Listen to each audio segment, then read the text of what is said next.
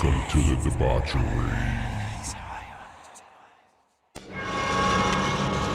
We have such sights to show you. Here's Johnny! All you have left is my desire for you. Oh, no tears, please. It's a waste of good suffering. Welcome back to another episode of Fright Flick FMK, where we watch the horror movies and we let you know if we'd rather fuck it, marry it, or kill it. As always, I'm your host, Jay.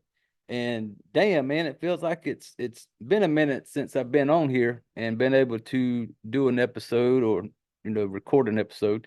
If you haven't heard, if you didn't listen to the last episode, I recently had Achilles tendon surgery repair on my left foot. So I had that surgery Monday. This past Monday was a week ago. So close to 2 weeks ago, had that surgery. Everything went good. And I was thinking, because I'm basically confined to the house for the next like 30 days recovering for this thing. And I was thinking, shit, man, I better watch a lot of movies and do a bunch of shows. And then I get home, when with the pain meds and everything. And then I caught like a cold or something, like a couple days after the surgery. And I was a whole lot of coughing was going on. And so it wouldn't have been cool to get on here and, try to do a show and hear me coughing and hacking up all that good shit. But I have the medicine that cures all. With the cough is the Gentleman Jack. I just started taking me a few sips here and there throughout the day, and it just makes all that shit kind of clear out. So, oh, and I forgot to introduce my co-host today, as always, the Gentleman Jack, which is always with me every episode. With this surgery, I've had to make some changes. I've had to readjust because with my surgery, I can't get around like I normally would. I have some crutches. I have this chair, this office chair that I sit in all the time to do the show, that I roll myself around the house in. Luckily, my house is hardwood on the first floor. And so I'm able to, scoop myself around. I got everything in the living room, everything moved to a point where I can roll in and out and around everything pretty well. Because I had this same surgery done on my right Achilles tendon. So this is my second Achilles tendon repair. So I've kind of was used to it and knew what was coming this time. And I also had me one of them fancy little knee scooters where you just prop your knee up on it and scoot around. And I didn't have that the first time. I have it now. See, some of that cough shit still there.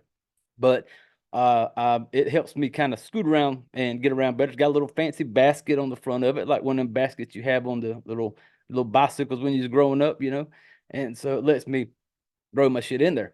And then, so one of the changes I had to make was I realized that with the scooter, if I want to go outside to smoke or whatever, with my Gentleman Jack or whatever, I can't scoot around and get in and out the door with my normal Yeti drinking glass. Shit will spill everywhere. So, and because when I go out my front door, I got to step off like a step. So I got to take my scooter, drop it down, and then kind of scoot out. So a whole lot of movement going on. I can't waste good Gentleman Jack by trying to get my ass out the door. So I've had to change it up a little bit. And one of the changes I had to make was this bad boy. This is my Yeti, my normal water drinking Yeti, my horror Yeti, which is decorated with all kinds of horror stickers. So this was normally my H2O, stay hydrated. Now this has become my Gentleman Jack Yeti. So I'll take me a little sip. Hold on one second, family. Gentleman Jack break. Thank you. It's got the little sippy straw and everything, so I can close it. If you're listening on the podcast, listen to the podcast on like the normal Spotify shit, you ain't seeing this. But if you go to YouTube, there's a video. But bad boy's got the little straw. I just flip it down, like that. I throw it in my little basket, roll all around, go outside, do my thing. I don't spill no Gentleman Jack this way. So one of the changes I had to make is still the Yeti. It's just my fancy H2O Yeti, which is now my Gentleman Jack Yeti. So that was one of the changes I had to make. But the recovery and everything's going good so far. You know, I came out of the cast after the first week. So this past Tuesday, this is Friday that I'm actually recording this and uploading it all on the same day. I'm going to finish this, upload it, so you should be getting it, listening to it same day. But they put me in the boot. I put some really cool pictures of the little scar up on, I think, Instagram and on the Facebook page. You can go to those and check those out. Fright Flick FMK. If you want to go to the website, frightflickfmkpodcast.com, links to all that shit's in there. But a couple pictures of the soon to be cool scar that I'll have. Totally different than the first scar I got. The first scar, you know, it was a little different. But yeah, recovery's going good. They probably told me I will be in this boot for another, they said 4 to 5 weeks before I can start putting weight on it. I'm impatient. So hopefully it goes quicker than that. Because I'm already tired of you know, boot scooting around this damn house in this little office chair of mine. But other than that, man, that's just been it. I've had a lot of downtime. I've watched a lot of TV. I've watched my wife, Jess, gave me my early Christmas present because of this surgery. She knew I was going to be home, having a whole lot of downtime. So she had plans to buy me a PS5, which if you're on the YouTube right now watching it, it's right here in the background. That's it right there, my new PS5. She bought that for me for Christmas and gave it to me early because she knew I was going to have a whole lot of downtime and a whole lot of sitting around without much to do. So I've spent a lot of time on the PS5, a whole lot of Madden, a whole lot of NBA 2K. She bought me the version that came with the new Call of Duty, and I tried it. I have no patience for those type of games. I am not a shooter game type person. I have no patience. Good Lord. I get pissed off in about 10 minutes of playing on the lowest level of rookie that you could play on. And I don't even try to go online and play that damn thing because, you know, of listening to a fucking, you know, 12-year-old shit talk me because of how bad I am. You know, I get real pissed off. But I apologize if you hear me cough every now and then. This is the after of the cough is almost gone, but every now and then. So I apologize for that if that comes across and you hear it. But so the whole lot, like you know, I'll get into the what movie I'm going to do later. It's been a minute since I was able to shoot the shit with the family. So this is just, you know, I've been sitting around in my house for the last almost 2 weeks. So forgive me if I ramble on a little long, but and I was the online Call of Duty thing is it gave me flashbacks to this is an older story when I first started playing online like sports games. Like I play Madden and I would play NBA 2K and stuff like that. Never really mess with it much. I'm the type that likes to, you know, get on these sports games, create a player, do my own thing. I don't mess with online a whole lot. And so it's been many years ago, but I was playing online. I think, but the very first time I tried playing online basketball, NBA 2K, and I'm playing, and this kid I'm playing, um, we had could talk back and forth. There really wasn't no talking, you know. It was just playing the whole game. Didn't really nothing was said. And I lie not. This person had me up by like almost 30 at the end of the first half on NBA 2K. I was getting my ass whooped. But, you know, and I finished the game, you know, so I finished it up and the game was over. And when he came on and talked to me, and I realized that this little fucker was like maybe 10, 12, 13, maybe. You could tell, young kid. And and he come on there and he said, "Hey, I just want hey, thanks for jumping on here and playing." And the whole time I'm listening to him, I'm just like, "Hey, man, yeah, I had a good time." And he told me he was like, most people when they're getting beat that bad, they'll just quit, just exit and quit. And he was like, "I appreciate you finishing it up." And I guess he could tell talking to me that maybe I was an older person. I don't know, but I was like, "Yeah, man, had a good time." He was just, and he's laughing, and he's like, "Maybe you should stick to your type of games like Super Mario Brothers." And I was like, and then it just disconnected. And I'm like, "You little fucking shit." Like the little dude took a shot at me, I guess because he could tell I was older, and telling me I should stick to like Super Mario Brothers. And not gonna lie, I'm that age. I had the Atari. I had the first Nintendo. I've had them all. But it's just the fact that this little fucker recognized the fact that I may have been older, and he takes that cheap shot at me. Like, I hung around and let you whoop my ass, by like ended up being by almost 40 points that I lost this game. And then you're gonna hit me with like, maybe you should stick to Super Mario Brothers, and so now I don't mess around much with the online like sporting like PlayStation games and stuff like that. I don't have it, especially Call of Duty. My wife loves Call of Duty, so it's on the PS5. She can play it whenever she wants to, but I do not go there. I got the game. I got Madden, the new Madden, and the new NBA 2K. So I have spent a lot of time playing that. I have watched a lot of TV. Um, just started binge watching random shows because, is just sitting around sometime. I get on some of the pain meds and I may be watching TV and kind of doze off. So I don't really, I wouldn't watch a whole lot of like something new or something I hadn't watched. So I've been binge watched a lot of The Office, one of my favorite TV shows, Parks and Recreations, another favorite TV show, and Brooklyn Nine-Nine. R.I.P. If you don't know what I'm talking, if you know Brooklyn Nine-Nine, then you know. But so those are probably three of my favorite TV shows. So I've been watching those back and forth. Um, yep. And so, excuse me, the the movie that I had decided to do this week, because it is the holiday season, and my plan was before the surgery was, like I told you earlier, I'm gonna have a whole lot of downtime, blah blah blah. The first week or so it didn't work out the way I wanted it to, but I wanted to get a couple, holiday movies in, because for me this is my favorite time of the year. I love the fall of the year. I love the winter. I love the cold weather. I love Christmas time.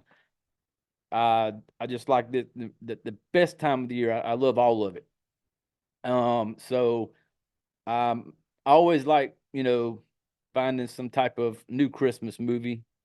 And so that's what I wanted. I wanted to come get something and do it. And so I had originally already planned, even before my surgery, I had already watched this movie once and took some notes on it before the surgery. And because the plan was I was going to do this like right after the surgery type shit, but it took me a minute. But this one is a Shudder original. You know, Big shout out to Shudder. I'm a huge fan of Shudder, but Shudder original, new Christmas movie. It's a Wonderful Knife. And yeah, I know it kind of lines up with the Christmas movie, It's a Wonderful Life. But It's a Wonderful Life. It's a brand new 2023 horror, America slasher comedy film. This one was directed, and I'm reading this shit because I get a lot of this, you know, IMDb and shit like that, because I'm not going to remember any of this stuff. But this one was directed by Tyler McIntyre and written by Michael Kennedy. This got a couple big names in it. A couple of them I'm a big fan of. Joel McHale's in it. Justin Long.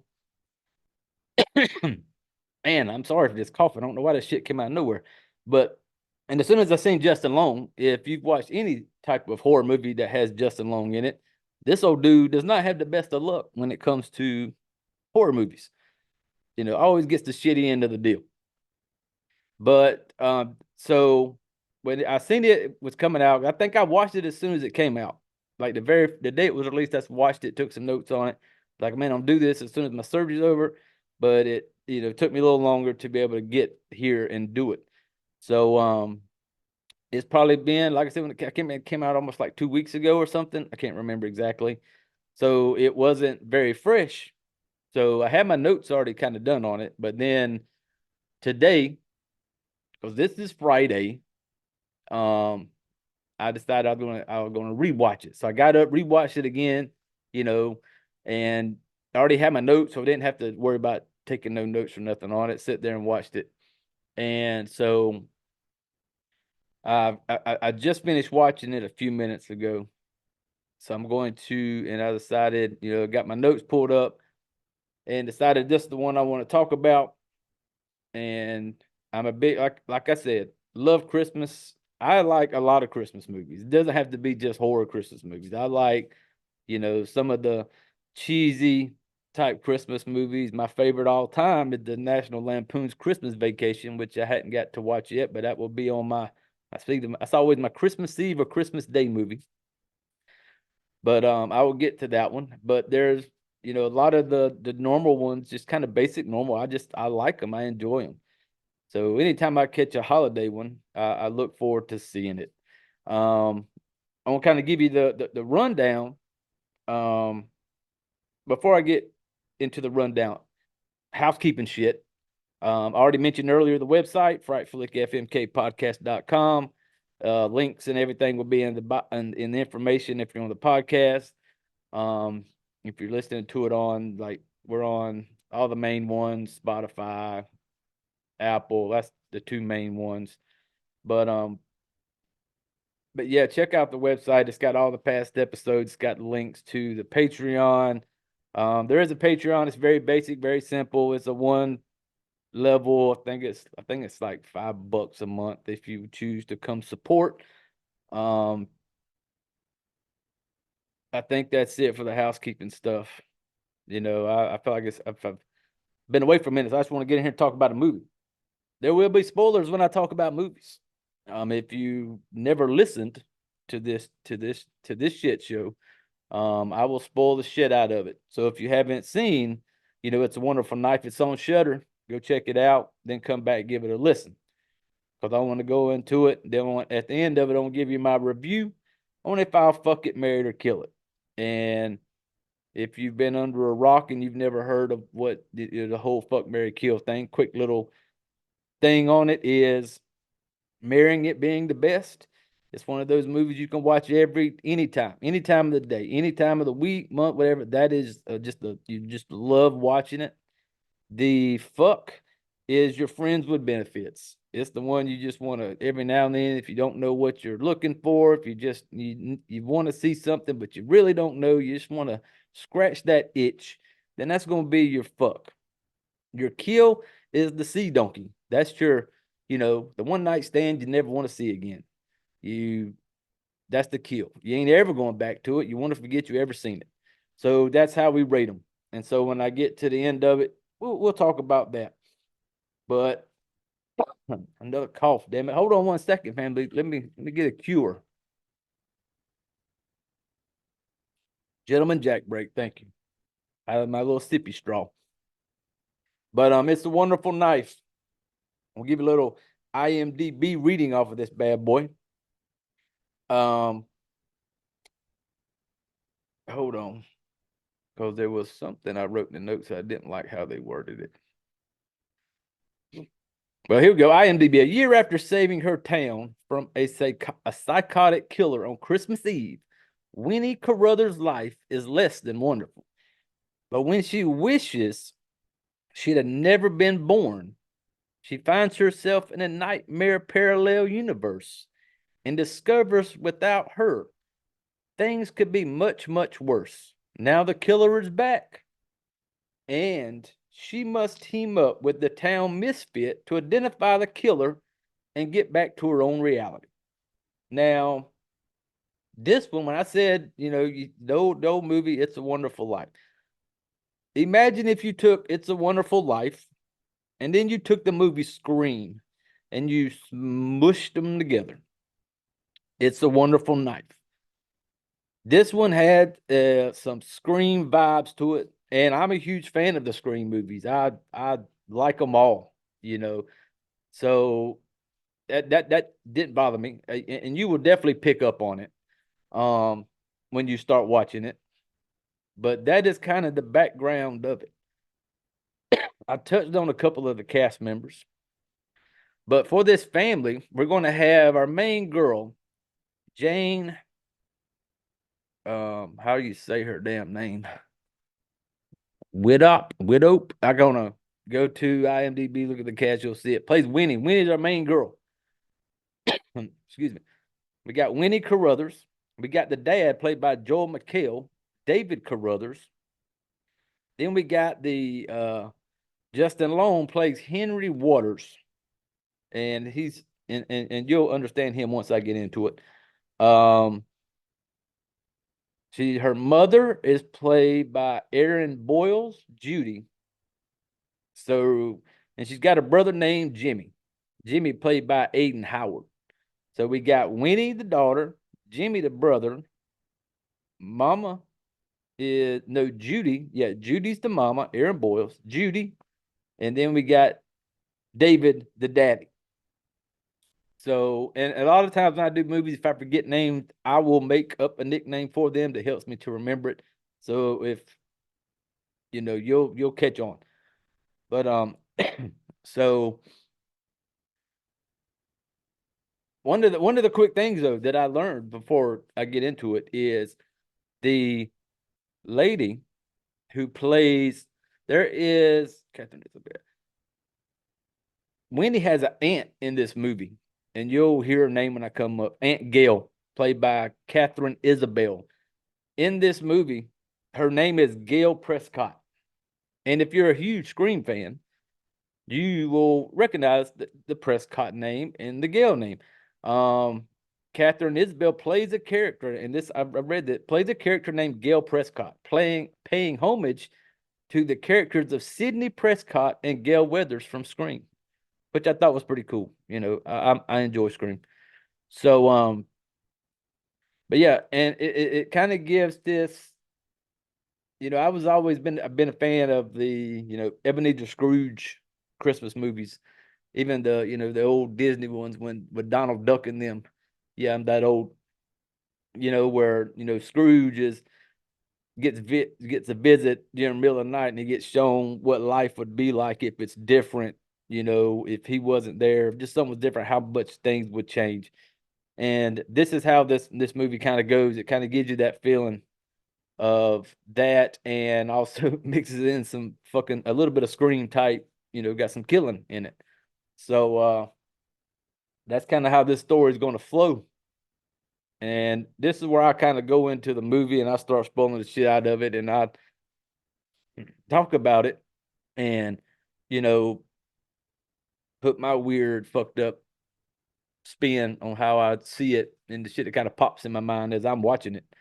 But so when this bad boy kicks off, we get us a nice little shot of a going into a town, not a massive town.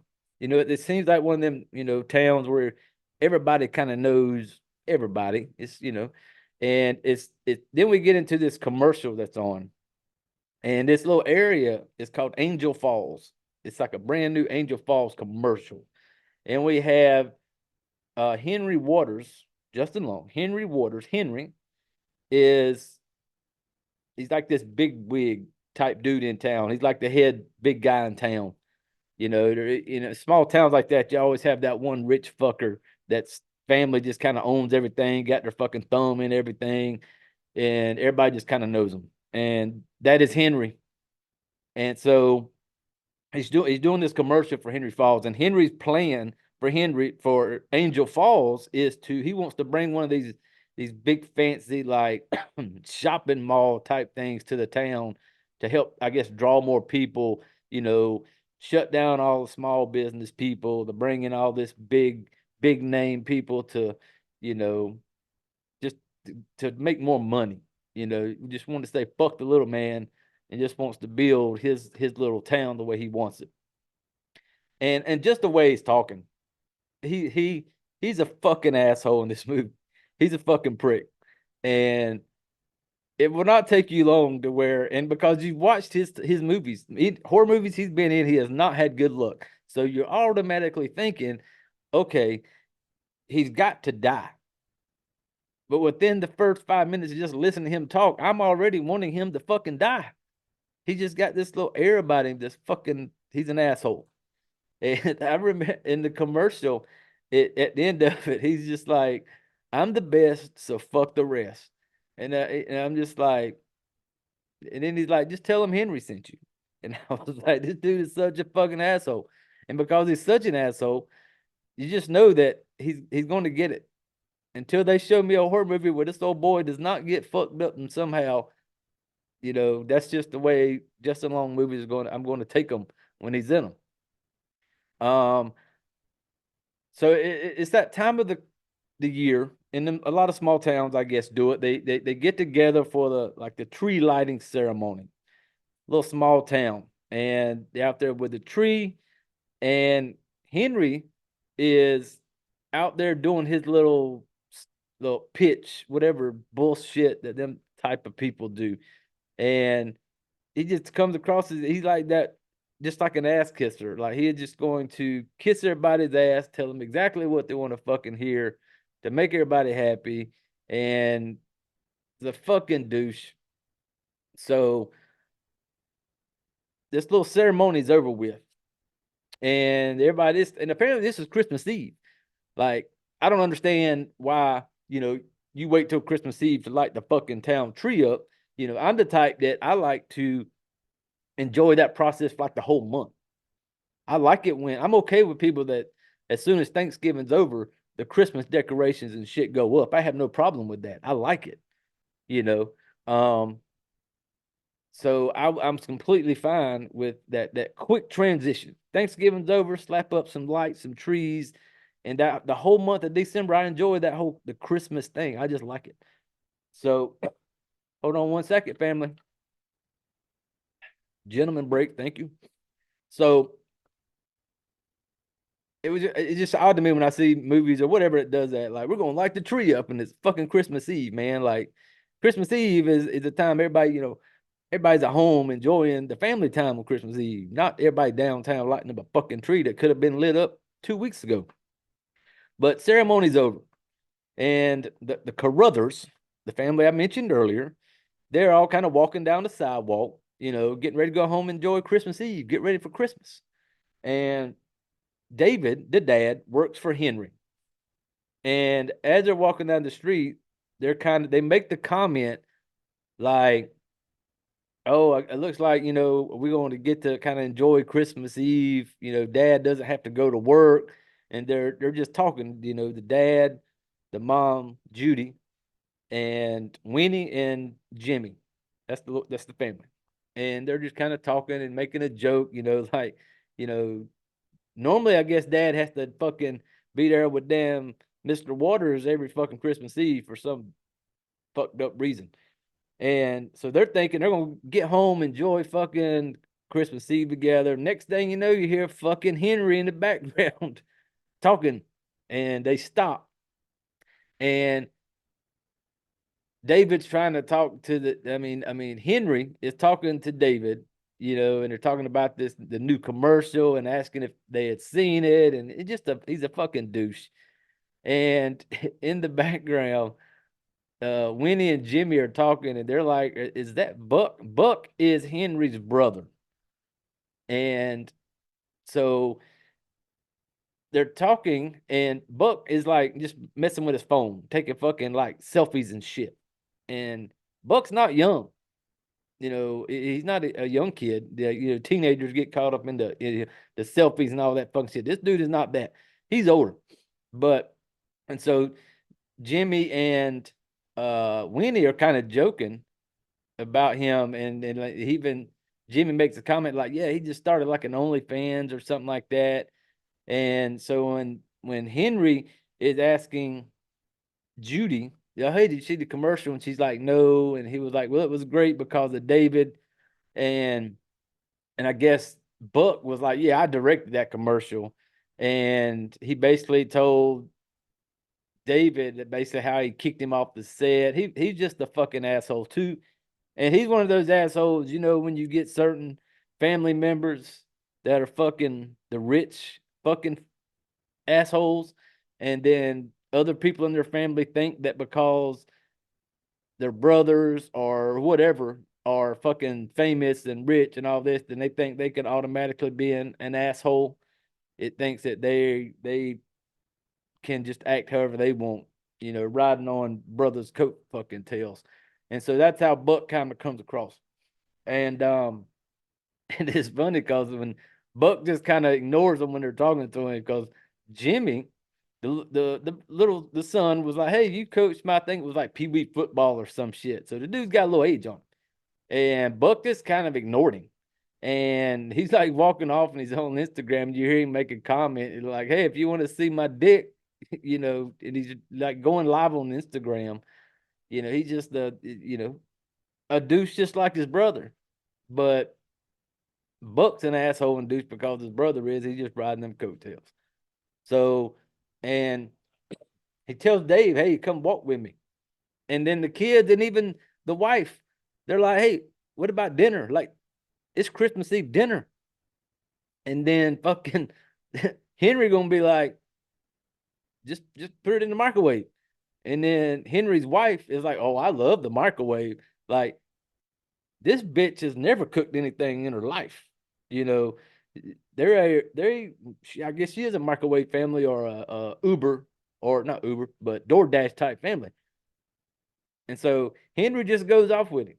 Like, this is just a normal. Like, okay, happens every year. And that's what one of the kids made the comment to the mom. They're like, it happens every year. He does this every year. And, I get it to a point to where it's like, that's what supports the family. That's what put food on the table, pays the bills. But at the end of the day, man, fuck that. Like, this dude just blowing his family off on Christmas Eve. And just because, boss man's an asshole and, just fuck Henry Waters. But so they basically Henry thinks he is like the fucking prince of Angel Falls. Like, he is just you know, thinks he's just the God's gift to this town. So when it jumps to a scene, apparently Henry and David are trying to buy up land, trying to buy up all the shit they can buy up because Henry wants to set up his little fucking super town. And so they're in there talking to this older gentleman, Roger. Roger, I guess, has this house part of town that they need to slap in his little fucking shopping malls and shit. So they're trying to get Roger to sell. And the whole time, Henry trying to do his little, ass kissing, sweet talk type shit. David is trying to do it to try to get him to sell it, and Henry, Roger, the old man, even looks at Henry and tells him, he's like, your dad should have left the business to David, because David would have cared more about the town and the people in it and not just worried about making money. But that's all fucking Henry wants. Henry didn't like that shit. And so they're trying to get Roger's house. And so Roger's telling him he ain't gonna sign. Well, while he's telling them this, Roger's granddaughter, Kara, Kara comes downstairs and she's like, hey, what's going on, Grandpa? And he just kind of basically telling him, just, business type shit, whatever. Because his plan, Roger's plan, is going to leave it to his granddaughter, just to keep the house and everything in the family. He ain't trying to sell out. He ain't all about the dollar. So Kara comes down and she's like, I guess, going to a party. They're off to a Christmas Eve party, which once again, Christmas Eve, man. Like, and these ain't fucking uh like grown up. These are high school kids because at some point Wendy's applying to like a college or some shit. So Cara and them is not like grown ups, and this is like Christmas Eve, and you're just off to a Christmas party. Like on Christmas Eve, that's family time, people.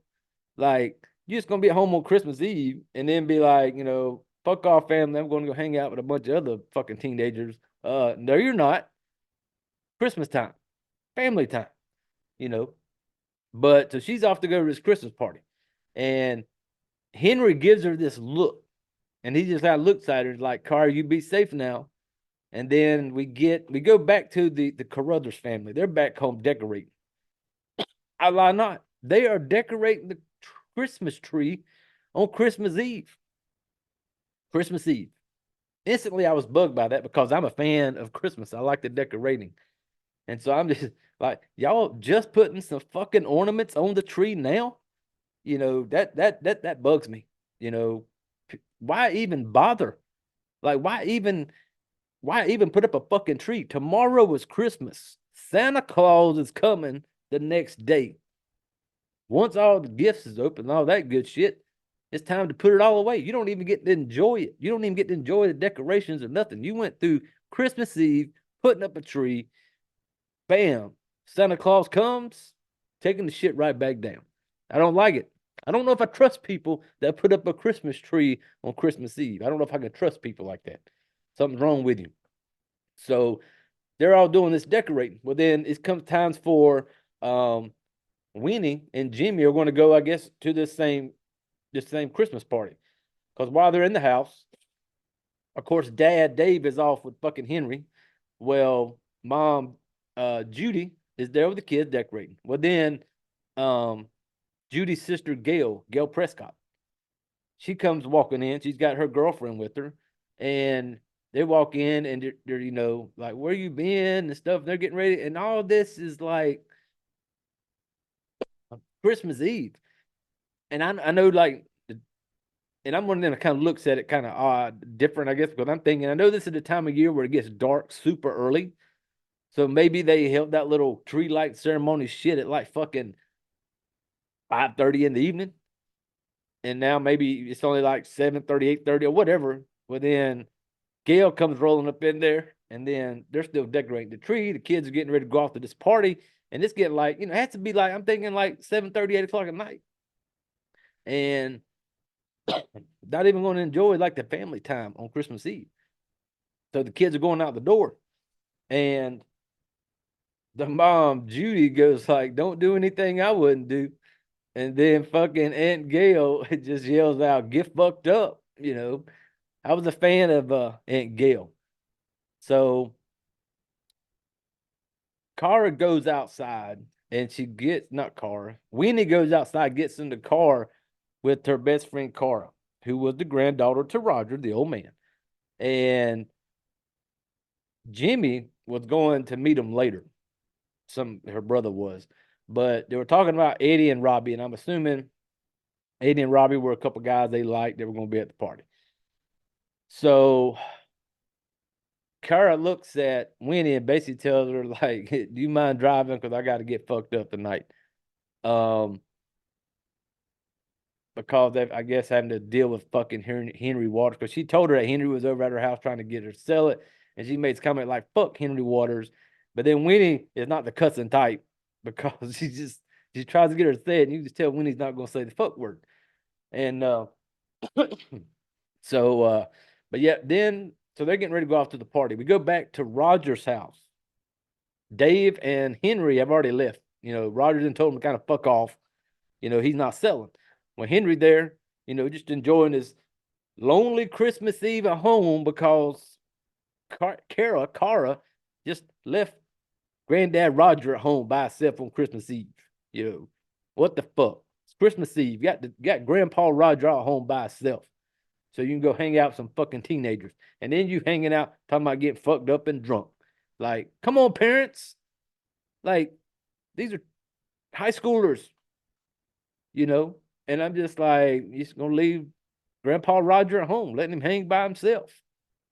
So while he's at home, somebody's knocking on the door. Roger's sitting there like, he kind of think this fucking Henry's back. He basically tells him like, hey man, I told you, I'm not selling. Well, then the door just starts getting pounded on harder. And Roger walks over to the door, opens up the door. We got us a fucking snowman standing there. Well, snowmen don't stand. You know how snowmen do. We roll that shit up, stack it. Snowman at the front door. Full size snowman, carrot nose, all that good shit. Roger kind of looking at it like, what the fuck? Well, then something comes busting through the snowman. Like snow flies everywhere. Bam, comes through this, like the white angel, this angel looking thing. Killer comes busting through, lands on top of Roger. And as soon as he lands on it, he's got this fancy little, blade, saw, like knife, whatever the fuck it is. Straight up just cuts old Roger's throat. Gives us a good close up. I like some blood and gore. So gives us a good close up of the neck getting cut. Takes out Grandpa Roger. Dead. And as soon as he come busting through, that's where I kind of got that like, he looked like, Ghostface from Scream. Because he's got this, but it's all white. Solid white outfit. But his face is just like this white cover, like a solid, you can see a face shape, but it's not a face there. He comes busting through, kills him. And I'm like, first thing I thought, when I'm watching it, then I think, holy, like y'all just had that meeting with fucking Henry, and then Henry tells O'Cara to be safe, and now a few minutes later, Angel that's what I'm gonna call him. I'm gonna call him Angel. Angel busting through the damn snowman, taking out Grandpa Roger. And so I was like, well, either Henry got him a hitman, Henry, because Henry seemed like the type ain't gonna get his fucking hands dirty. Henry got him a hitman. He gonna figure like, all right, you're gonna tell me no, I will get you out of the way. So bust through there. Damn, sorry. I have not coughed all fucking day. And now I get on here and I've been, been slipping up. My bad. Hold on one second. But so then we get to the teenager party. And it's times like this when I realize I'm older, and because there's certain things I'll see in a movie or whatever, and they're just like, it's fucking stupid. But there's a bunch of teenagers out there and they got like these car batteries or something. They're like using it to get all these Christmas lights lit up and shit like that. And they light up some Christmas lights and they're all yelling and there's like all this drinking and they're just like, and I remember when I was taking notes, I actually put in there and I just put, yep, I'm old, because just seeing that just instantly annoyed me. It was just like, stupid kids. You should be at home enjoying Christmas Eve with your fucking families. And this is one of those towns, everybody had a place to go for Christmas. They were in like, I don't know what this building was. I don't know if it was like an office building or what. I don't even know who was throwing this fucking party. But as soon as it shows them inside, and they're sitting on a lot of them are sitting on the floor. So I don't know if I don't know where they were holding this thing at, but it didn't look comfortable, because I seen a couple chairs here and there, like some random chairs out of like a kitchen, like someone was sitting on, and the rest of them like sitting on the floor, like not even fun. They got some music playing, some Christmas lights, and these fuckers are sitting on the floor, and I'm like, nope. I could be at home sitting on my comfy couch, but no, sitting on the fucking floor. So, and then it's Winnie and a couple of her friends, and I can't remember all of their names, but like maybe 3 or 4. And while Winnie is sitting there, she looks across the room and she sees a girl sitting there, and she just kind of waves at her. And so I'm just like, and the kids kind of look at her like, one of the friends was like, her name was Darla. Yeah, Darla was one of the girls, and she's like, tells Winnie, don't wave at the weirdo. They just kept calling her the weirdo.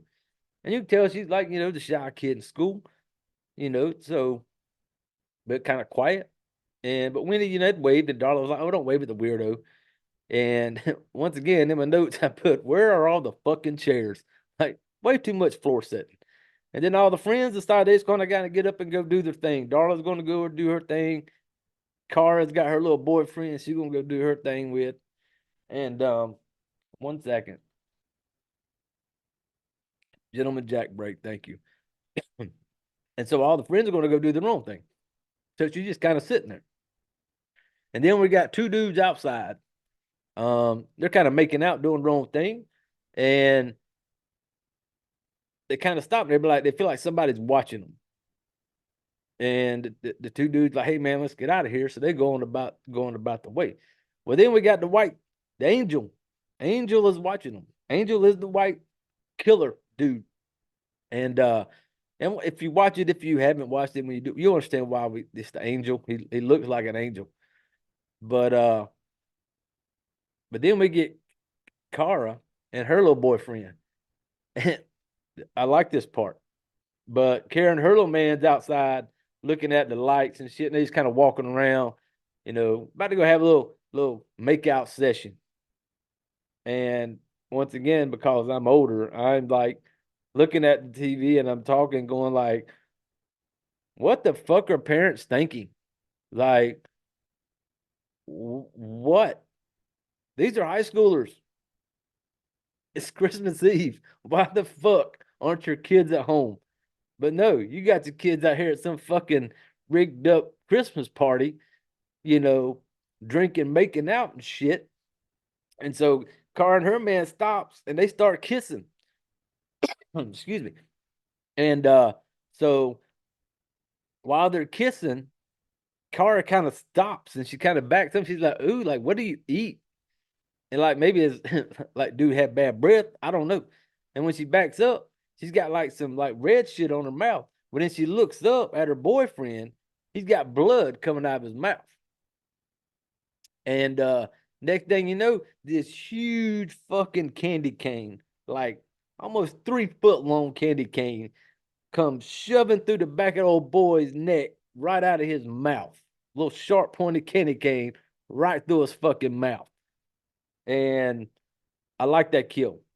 I'm a big fan of killing in horror movies. So next thing you know, Kara screams, takes off running.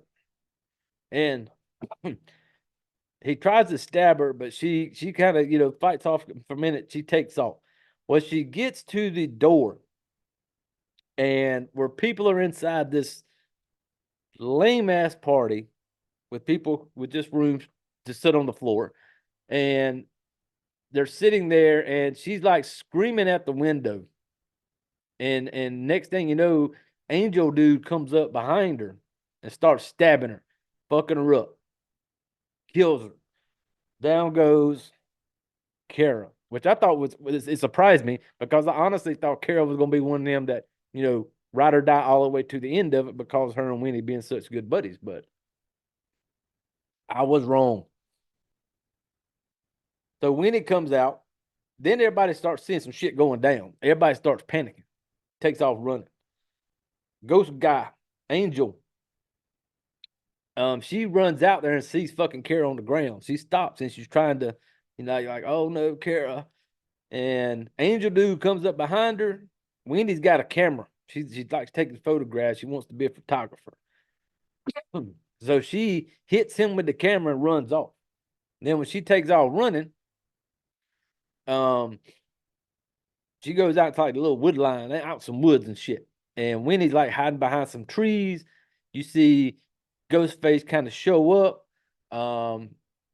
There's a guy comes out of nowhere, which I think was supposed to be Winnie's little dude. Robbie may have been his name. Not 100%. He comes flying in and kind of jumps on Angel dude and kind of, fighting him off. Winnie tells him like, hey, let's get up. We got to get out of here. And so they get up and they go running off. No, it wasn't Robbie. It's her brother Jimmy. Jimmy comes running in and basically fights this dude off. She grabs him up. Next thing they're running around, coming around the corner of the building.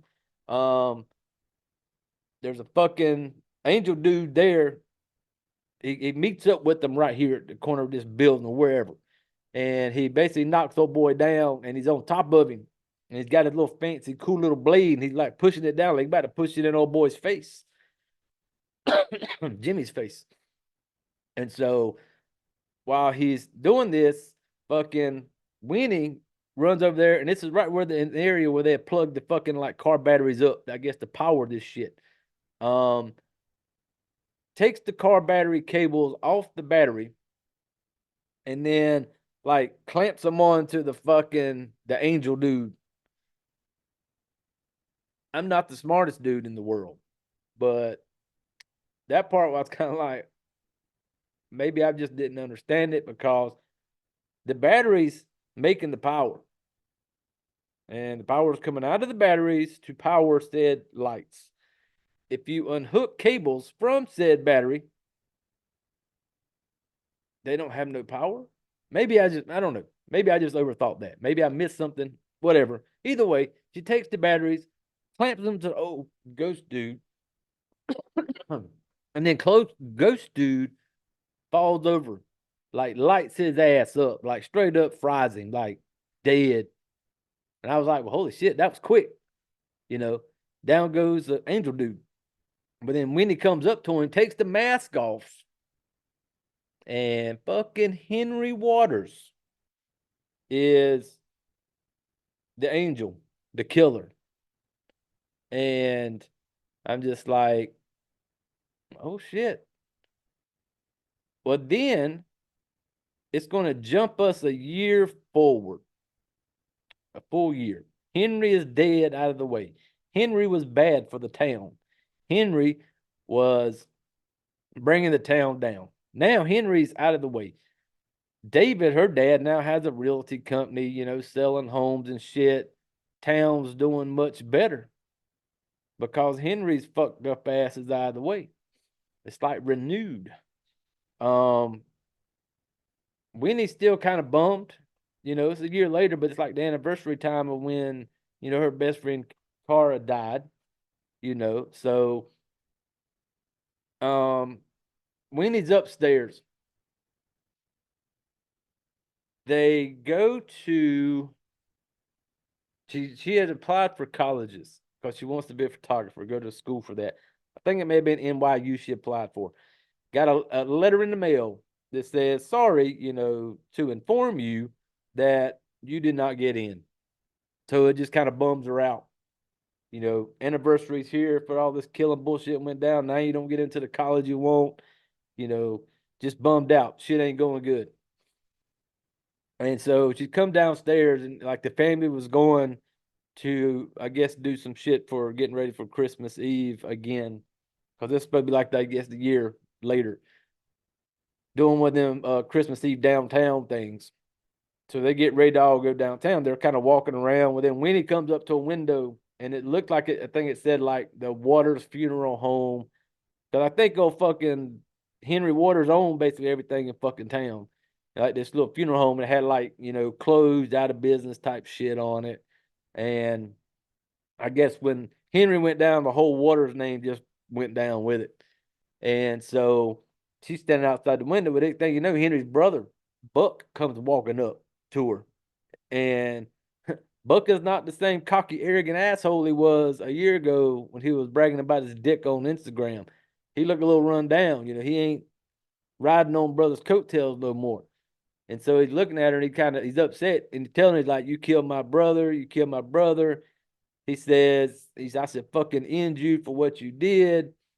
And so I'm just like, she just kind of walks off, gets away from him. But I was like, yep, the whole, you know, didn't have brother's coattails no more. Buck looked like a regular old dude, you know. So that Christmas Eve, they are home with the family now. Christmas Eve, 1 year later. So they're doing a little bit of Christmas gifts opening, look, exchanging Christmas gifts. So they give fucking Winnie, her dad, bought Winnie a Christmas gift, gave it to her. She opens it up, and they bought her a pink workout suit, like one of those, like almost like a tracksuit, pink one. had her initials on it and all that good shit. And she's kind of like, what is this? And dad seems super proud of it. And the mom basically said that he bought me a scale. He got me a scale, got her a jumpsuit. And he makes the comment like, well, we got you things that you need. Like, are you trying to tell her like she's out of shape, that she's fat when you buy somebody a scale? Like, who the fuck buys your significant other a scale for Christmas? Don't do it. Do not do it. Like, Dave, you a fucking idiot. But and then they all wonder because she makes the mom's like, oh, go upstairs and try it on. We want to see you in your little fucking pink tracksuit. And she is not happy about it. So she goes upstairs, puts it on. As soon as she puts it on in the mirror, she is like, oh, hell no, no. Hold on one second. Gentleman break, thank you. So she comes back downstairs. Ain't nobody really there.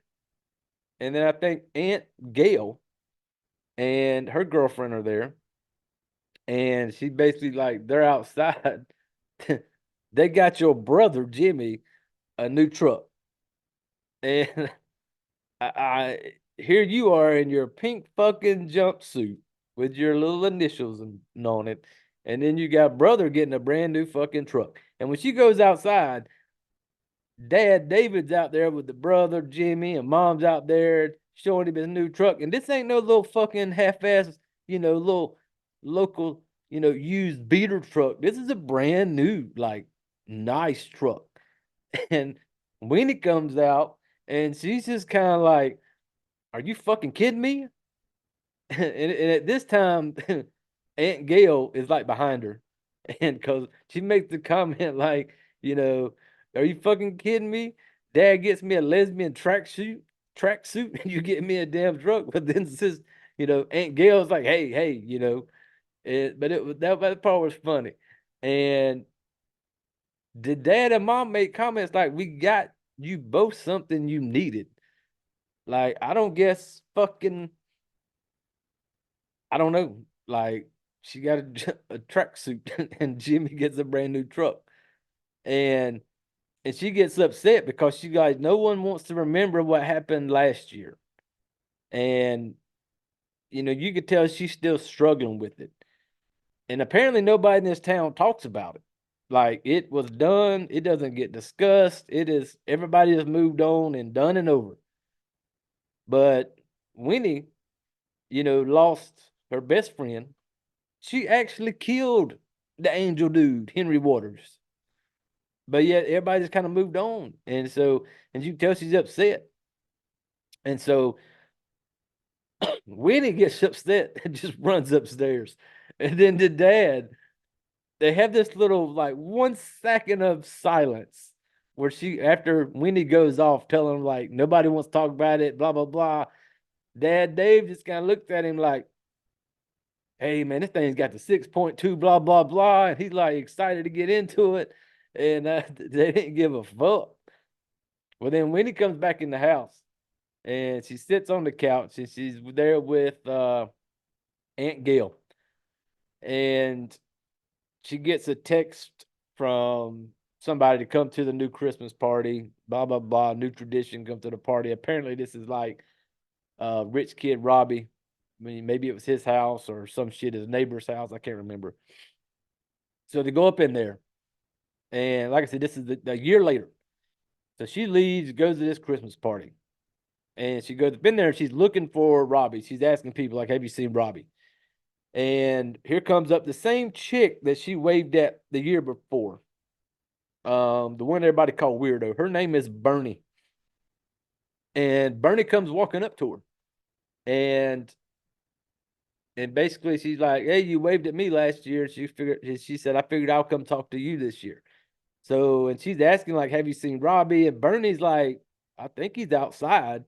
And then a couple other people there, they're like shit talking this old girl, Bernie, man. They just keep calling her a weirdo, throwing shit at her, like, why are you even fucking here? And so they make the comment like he's in the laundry room. And they say that they like literally throw a whole drink at Bernie. Like there's two people sitting there, like just just torturing this old girl. And so Winnie runs off looking for Robbie, busts up in the laundry room. Robbie's up in there with Darla.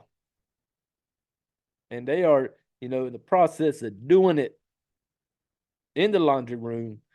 Y'all know the whole laundry room thing on a little dryer, put that bad boy on spin cycle. You've heard it all before.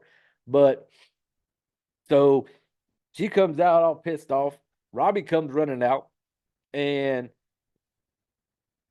apparently this has been going on for like a year, because then, Robbie tried to play it off like, you've been distant over the last year. So, I mean, hell, dude, what can you blame her? Girl lost her best friend, seen some people murdered, and killed a dude. She's been a little distance. Hold on one second. Gentleman break, thank you. So, and while she's getting mad at him, and like they're back and forth arguing at Robbie, and she finally stops and she's like, Robbie, it's sticking out. Like Robbie still must have been on hard, with his shit standing there. And she just kind of walks off, and she yells at Bernie and basically tells Bernie, like, you were covering for them. Like you were trying to cover up for him.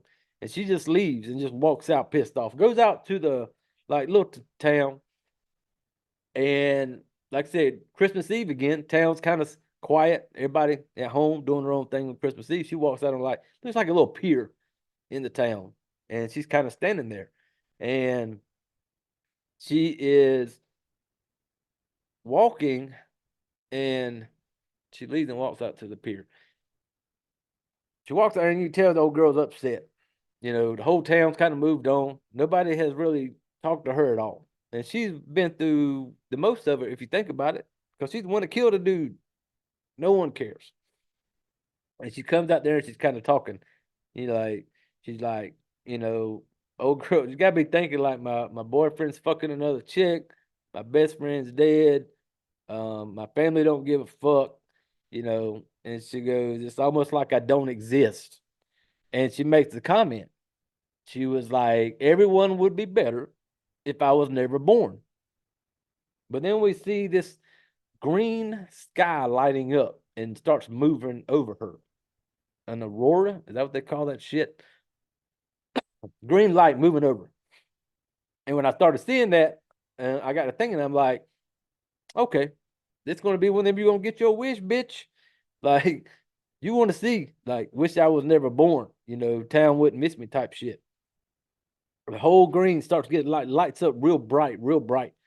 And then everything kind of goes dark.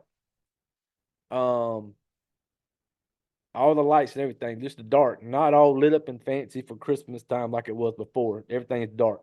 But then she kind of like starts walking off, like kind of like, what the fuck? And she goes up to a guy and she asks him, she's like, did you see that? Like the big green light. Well, this dude turns around. When he turns around, dude's got the blade shoved into his eye. And it's that blade that Angel Dude had. And when she looks, Angel Dude standing there. Fucking Winnie screams, Angel Dude's after her. She starts running, goes through town, comes up to like a little police, little them old it's the police truck, little SUV, old like a little old Chevrolet Blazer type SUV. And she goes in there, door locked, bust open the damn window, trying to get on the radio, little walkie-talkie, like, hey, I need help. I'm here, here, here.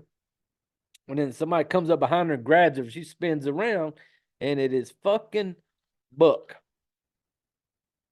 Buck is a cop. He's a sheriff. The same Buck that, earlier was pissed off at her downtown. The same Buck that was, Instagram famous a year ago. But now he's a sheriff. And he asked her, he just looks at her, he goes, was it? She goes, I was being chased, blah, blah, blah. And he asked her, he's like, was it the angel? And it's like, she's like, yeah. And Buck does not know her. Like, she knows Buck, but he has no clue who she is. And she's kind of asking him, like, when did you become a cop? And he's like, well, I've been a sheriff now for like over a year. And she's like, where's Sheriff Beatty? Who I guess was the cop, the sheriff prior, and he was like, oh, he was murdered almost a year ago. He was victim 5 of the Angel murders. So this is going on since that whole thing kicked off. That her wish now is she's in a time to where she didn't exist. Angel dude started killing that year prior and been on a rampage ever since. He was victim 5 is what he told her. And he said, yeah, he told her, he goes, yeah, he strikes every couple weeks. And she's kind of like, well, how many? And I think he said he's killed like 26 or 27 people. That's like serial killer shit, people. That's like, there are TV shows and documentaries done about shit like that. There should have been, you would think FBI flooding the town. But because she no longer exists, guess who does exist now? Henry fucking Waters. Because it shows a little sign when she's walking by, and it shows him there. He's like the mayor now, mayor of Angel Falls. But then here comes, as she's standing there talking to Buck, like I said, Buck has no clue who she is. Here comes Henry. And she kind of looks at Henry like that, like you just seen a ghost type shit, because she remembered killing him, a year ago. But this is a different time. Henry comes walking up, has no idea who she is. And he's talking to her, and, he's kind of like, Henry's like, this is the first time we've had a witness, blah, blah, blah. And he comes up to her talking all like just sweet and smooth, like the piece of shit he is. And he's like, goes to give her a hug, and he's like, you have a friend here at Angel Falls. He has no clue who she is. So, and then Buck even makes comment, because she tells Buck, like, I know who he is, but this is before Henry shows up. She's like, I know who the killer is. And so then when she sees Henry, she knows something's off. And as the mayor's talking to her, Henry, Buck made the comment like, yeah, she said she knew who he was. And he said, oh, really? And she kind of like, well, I misspoke. And then she made the comment to him, and she's like, well, he was about your height, Mayor. And he just kind of walks off. And then Henry and Buck are kind of looking at each other. Because now, you think about it. This is a new town without Winnie. We got Henry is the mayor of everything. He put Buck in the sheriff position to where basically now they run the town. He runs everything now. So after Winnie takes off, Winnie's heading back home now. She knows something ain't right. She's heading back to Mom and Daddy's house. She goes running in there. And this is all still Christmas Eve, I think. Not sure. But anyway, she goes back to Mom and Daddy's house. She goes running up in there. Door not even locked. She just rolls right up in there. Goes up in the house. The house is trash, man. Like, you got beer bottles everywhere. Just looks cluttery, real trashy. All of a sudden, Mom comes stumbling in. Mama Judy comes stumbling in. And she just looks at her. She's like, Mom? And Mom don't even look at her at all. Like, she's kind of flops on the couch with her glass of wine, and she makes a comment like, Mom, are you drunk? And she thinks that that Winnie is the pizza delivery, because she goes, I thought I left it in the online to tell you to leave the pizza at the door. She thinks that it is a fucking pizza delivery person. Has no clue. And Winnie's like, I'm looking for Jimmy. And here comes Dad David and Aunt Gail around the corner. And they're like, what's going on? And she's like, I'm looking for Jimmy. And they're both like, well, that's not funny. And Aunt Gail's like, why are you looking for Jimmy? Because she runs upstairs. Like, just takes off upstairs, goes up to his room, opens up doors. Room's all is like normal. That's his room. And then when she turns around, Aunt Gail's standing there. And she's like, why are you looking for Jimmy? She's like, well, I need Jimmy's help. And then that's when she tells her She's like, Jimmy's dead.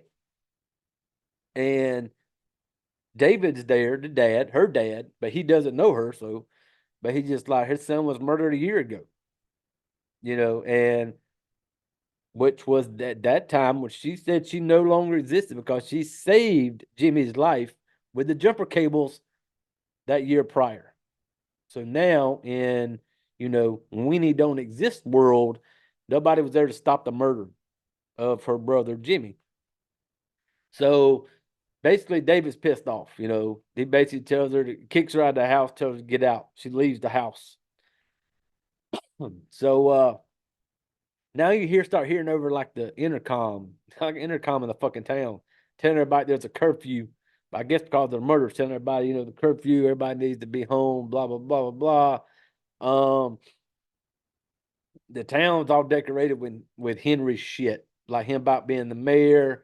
Um, he has built now his Waters Cove, which was his original plan in the beginning.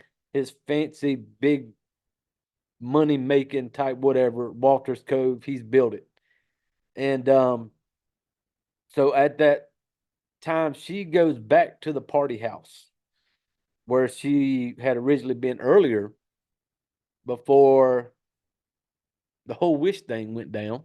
Goes back to the house, busts up in there looking for Robbie and Darla. Um, the party's a little different now because this after she got that message earlier, they had picked a new. Like I said, it was the neighbor to I guess Robbie. So they go back to this house and different thing. Before they were just all, drinking, smoking a little weed, having some gummies. There was a couple of them. They were joking about eating some little weed gummies and stuff like that. Little, having fun type shit. Goes up into this party now, and these motherfuckers are on the hard shit. Like the meth type shit. Because I think somebody made a comment calling it crank. But they were on the hard drugs. It wasn't the fun shit no more. They all look fucked up. Y'all look spaced out, look like damn, just shit in a damn gutter somewhere on this fucking meth. And while she's in there, she finds fucking Bernie, the same girl, weirdo girl. And she's talking to her because she recognized her. And she's asking her, she's telling her, I may be dead or I may be invisible. She doesn't know what's going on. And Bernie's like, well, you're not dead because I can see you and I'm talking to you. And she's like, nobody knows her. And she says, and she basically is telling Bernie that she is Jimmy's sister. And then at this time is where Bernie is telling Winnie about like Darla and Robbie because she keeps asking for Robbie and them and Darla. And she's like, well, they're like the it couple. They've been in love now for like, 3 years, and stuff like that. Well, then they come walking in and she sees them. And Winnie's talking to them and they're kind of looking at her like, we don't know you. And she's talking to them and they're like, well, good to know you. Um, all these kids is fucked up on some fucked up shit. Like I said, the whole town it's gone to shit now. Cause Waters, Henry, runs every fucking thing. And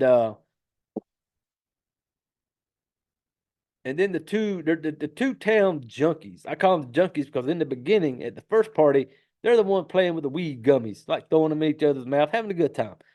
Now the two meth heads are, see, there's been two other murders in town, and they're like standing outside together, like just looking at the fucking Christmas lights. They're fucked up, like on the hard shit. One of them goes inside, and the other one is standing outside. Well, then fucking Angel dude is there, grabs up an axe, and starts fucking going after the one junkie buddy. And as he's fighting him off, he kind of goes up toward like the wind outside the window. You can see it, but everybody's in the house so fucked up on whatever the drugs are on now. Nobody's paying attention. So dudes are just hacking him up with the fucking knife, with the axe, I mean. And had some good blood spray on the window. And he finally takes the last good hack at him. Blood splashes up on the window. And while this is going on, Winnie goes upstairs because this is Robbie's house. They're having the party, and she goes up to his room looking, and she sees that all these pictures of him and Darla, and she's like, "Oh, they really are in love." And she pulls up a yearbook, and she's not in the yearbook. Winnie's not in it. And while they're there, they're watching TV. And she sees on the news report that Mayor Henry comes up there, holds a news conference. And he's like, "Hey, there's been another murder." And he's just like, we got all the resources to take care of. We're going to figure this thing out. And I'm like, you're a town full of fucking idiots. Like, you don't murder 26 or 27, and the shit still ain't stopped, you know. But he just got them all, they're all fucked up, man. I don't know if it's something in the water, something in the fucking little meth pipes they all smoking. The whole fucking town's fucked. So she comes back downstairs. Well, then Bernie's there, and the people are giving her, the other kids are still giving Bernie a hard time. And she comes down there and she's like, "Why are y'all treating Bernie like shit?" And Winnie's like, "Come on, weirdo, let's go." And they go to just leave the party. Winnie and Bernie to leave. So next thing you know, the other junkie friend, because I call them the two buddies, because you'll remember them in the beginning, the weed buddies, the weed gummies. And he walks back outside, I guess, doing a little more meth, whatever the fuck he wants to do. Goes out there and sees his dead friend there, dead, chopped up, starts screaming and shit. Well, then Winnie and Bernie go back to Bernie's house. They go up in Bernie's room. Bernie's got you know, she's like wants to be a designer. She's like designs her own clothes and shit. And she's got all this stuff in there. And she basically tells her, she's like, I don't have the money. So a lot of stuff she makes is her own clothes, and that she hopes to go to fashion school one day. And she makes a comment about how she'd like to go to NYU for like photography school. So her and, Bernie and Winnie, get to know each other. Well, then over here on the wall, Bernie got a fucking tracker board, like you see in a lot of the old cop shows where they got pictures and little red string tied to everything, and like trying to figure out what's going on, who's been doing these killings. And then Winnie tells Bernie about her wish. She tells her about what happened and how she went out on that dock or pier and made the wish about how she wished she didn't exist type shit.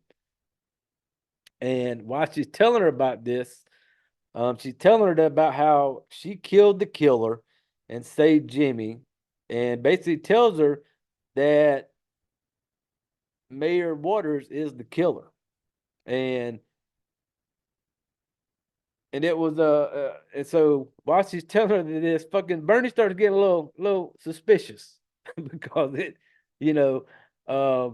she basically, Winnie had told her that it was his plan to like take over the town. He made his brother the sheriff, so they're untouchable. So Bernie though is thinking, hold on, damn it, like you just showed up, you just got here.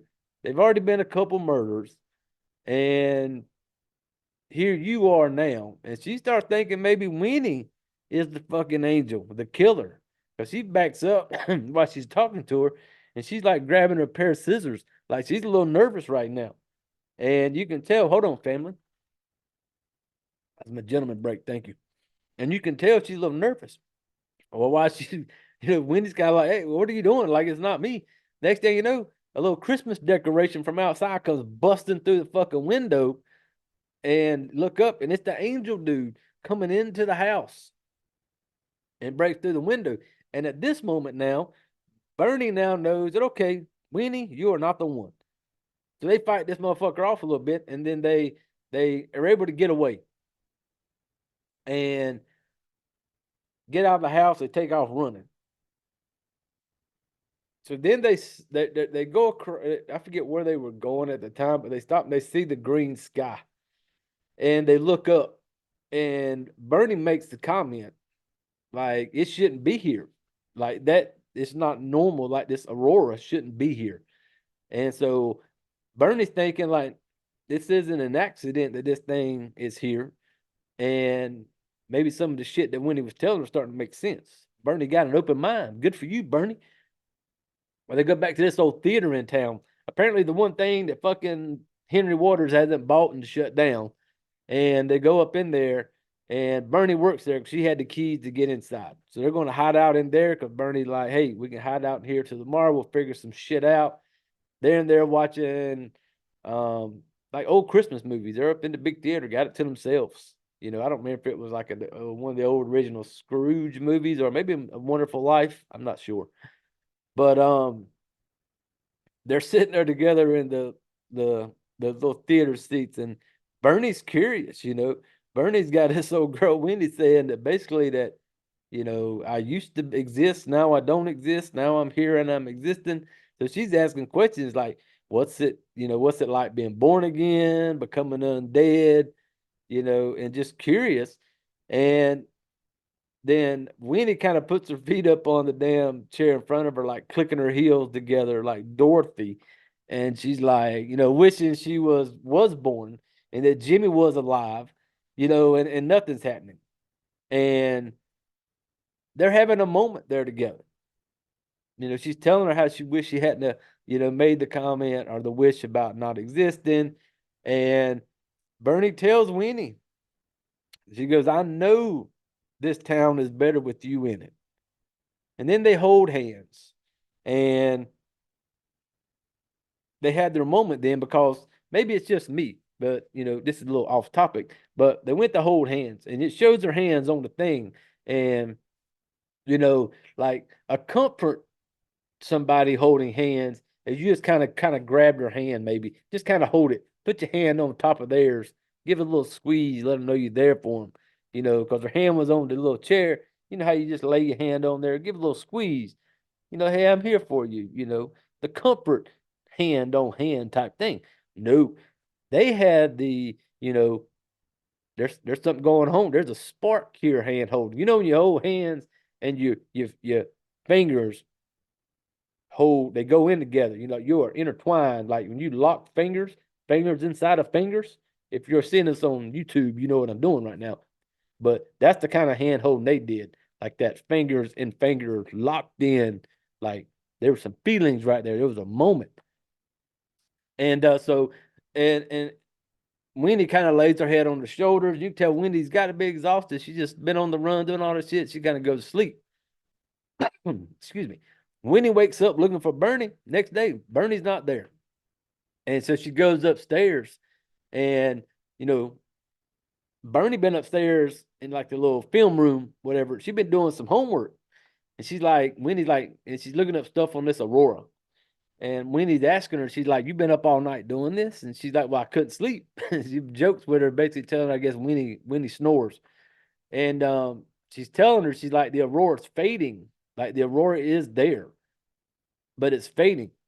And she goes, he's basically telling her, like, if this thing fades away, you're going to be stuck here. And so Bernie's like, you're going to have to kill Henry to be able to go back and reset everything. Like, you're going to have to kill him. And so while they're in there talking about this, Winnie picks up this little pamphlet, this little, whatever, of upcoming, the little Christmas Eve festival. I think it said on there, like, are you naughty or nice? And he was basically going to bring the whole town together and then basically be like, are you naughty or nice? And he's going to make the decision on whether or not you are naughty or nice, And so Winnie's like, we got to do something. And Winnie's like, well, there's one person that I know can help. That one person that's close to him and can help us. And she's thanking her dad, David. So they're going to go back to David. She's knocking on the door. Her and fucking Bernie outside knocking on the door. So she opens it. She's trying to talk to David. David just slams the door in her face. Well, she starts beating on the door. And she like makes kind of like, well, I don't exist and I can do this all day. Well, then we get Aunt Gail, comes to the door. And she's basically actually like, how do you know Jimmy? And then it's funny because fucking Bernie kind of leans over and she just like makes something up, and Winnie is straight up with her. she's like, he's my brother and you're my aunt. And, Aunt Gail's kind of like, you know, tell me, and she's telling her this, and she makes a comment. She's like, well, tell me something that I can't just go Google. And she tells her about this embarrassing story where she had a thong on and how she froze to the ice type shit. And then all of a sudden, Aunt Gail was kind of like, "Oh, okay." Like now you're just accepting it. Like here's this person that just shows up out of nowhere. But I guess this town's so fucked up that nothing makes sense anymore. But and she's basically telling her like I need to talk to her dad. And so when she's in there though, her Bernie and they go in there and mom is in there with some dude. Mama Judy is like covered up next to some dude, and they're like, who is this? And they're just wanting their fucking drugs, man. That's what mom's asking for, the dude's asking for. And so Bernie's trying to be, like, tells him like, you got a really nice house, and so Winnie goes upstairs to talk to David. She goes up there, she's seeing all these pictures and shit of Jimmy all over the place. And she kind of sits down with him. He's upstairs and obviously sits down. And he was like, and she asked him, she's like, oh, you're working for Mr. Waters through Christmas.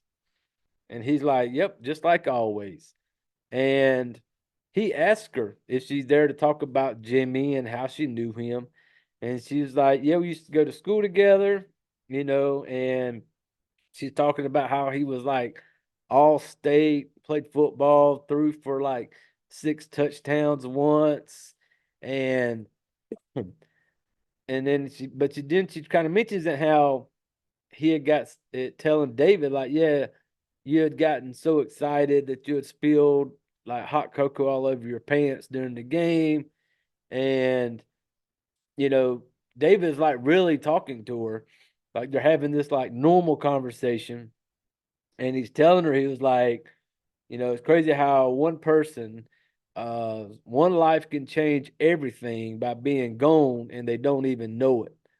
Like, Jimmy's gone, but has no clue what the effect of him being gone has done to everybody. And then Winnie, Hail Mary, baby, going all out. She's just like, I know who killed him. And he was like, well, how do you know? She goes, because I was there. I seen what happened. And he's like, why the fuck didn't you say nothing? Or why didn't you do anything? And she goes, she knows who killed him. She says, it was Mr. Waters. And David gets mad. Now David's pissed off. And she's like, he's mad. He was like, are you trying to tell me that my best friend, my boss killed my son and stuff like that? And she's getting mad. And she jumps up and she makes a comment. She's like, Daddy, he killed Jimmy.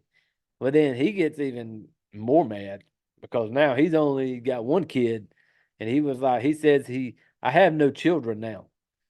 And he tells her now, like, he's pissed off. And he's like, get the fuck out of my house. And he's like getting loud and shit like that. And then she just kind of goes out the room, like just runs out the room. Got a girl Bernie there waiting on her. And she's trying to talk to her, like, we just got to get out of here. They're going to leave. Well, then Bernie makes a comment. Like, not she's going to make the comment, but it's like, hey, we're going to need their help. Like, we're going to need some help to kind of get through this. So they go back downstairs, and the guy is like making out with her mom. Like this dude is like kissing up her mom's neck, and she's like, "Who? Why is this guy kissing your neck?" And while this is going on, her and Bernie are standing. But then she looked over, and Aunt Gail's just standing there in the kitchen doing whatever. And she's like, "Mom has a side piece," and she's like, "You mean pieces, like plural? Like Mama got several side pieces." And so she makes the comment like, well, David's not the same. He hasn't been the same since last year. He leaves all the time, and she makes comments like there he goes again, leaving again, and he's never home, and so then that's when Winnie and Bernie are going to leave. And on the way out, Bernie stops her. She's like, "Look," she goes, "I know, kind of, I know all this is fucked up, but we're gonna need their help, you know, to help figure some shit out to get through this." So they turn around to go back in. When they go back in, here's some shit going on in the kitchen. You see Aunt Gail kind of backing up on the floor, falls down up against the damn like the oven. They come around the corner and look, and then we got the angel dude. Now this is after Daddy David had left, because you hear Mama Judy making a comment like, "Y'all, yeah, there he goes again," because he made a comment like how he leaves at different times of the night, you know, and so she goes, "Oh, there he goes again, leaving." And so now we got the mom. Yeah, lost my train of thought there for a second. We're back. But anyway, they come back in there, Aunt Gail on the floor. They come around the corner and see Angel Dude is there killing Mama Judy. Like knife up in her. Mama's dead now. Mama Judy, dead. And Bernie and Winnie grab up Aunt Gail, like, "Come on, we gotta get out of here." They take off running. Well, then it shows that the camera kind of scrolls, and after Mama Judy's dead, then we see the old dude that was kissing up on the neck. This dude's like pinned to the table with a knife through his fucking head. Killed him too. So they go running upstairs. As they're running upstairs, they come around the corner, and Aunt Gail and Weenie, they start going upstairs. Well, Bernie was the last one. And where Angel Dude come around the corner and where the stairs was, it kind of met. So when Bernie comes up in there, Bernie kind of had this like, Bernie was going to fight. She was ready to throw down. And the dude goes to swing at her with his knife, cuts her on the arm. She kind of pushes him and she takes off upstairs. As she's coming up the stairs, we got our girl Winnie had pulled this like picture thing off the wall. And as Bernie's coming, she tells Bernie to duck. And when Bernie ducks, she hits him with his fucking picture thing, goes tumbling down the stairs, like gets beat the fuck up going down the stairs, you know. So then they look over and you got Angel Dude down at the bottom of the stairs. We got Aunt Gail, Winnie, and Bernie looking down, and they're like, "We're gonna have to step over him to get out." So they go down, they start going down the stairs, kind of slow, because they know they got to step over him. And they get down there, and I think Bernie bends over because he's one of the first ones, like he's still breathing. And they're like, just go step over him. We got to get out of here. So then Bernie steps over, good to go. And this whole time I'm waiting. This is one of the moments where I'm thinking, like, this motherfucker about to wake up and he's gonna fuck one of you up. Going to. And so Bernie is clear.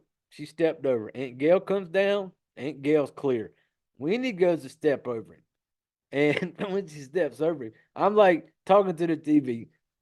I'm like, pull the damn mask off, damn it. Like, I want to know who the fuck this is. Pull it off. Well, she goes, they're all at the door at this time. And I'm thinking they're going to run off and not look. And I'm like, come on, y'all better not fucking run out this damn house without figuring out who the fuck got that mask on. So she goes back over there, and Winnie does. She goes, grabs a knife. She pulls. She says, "I have to kill him."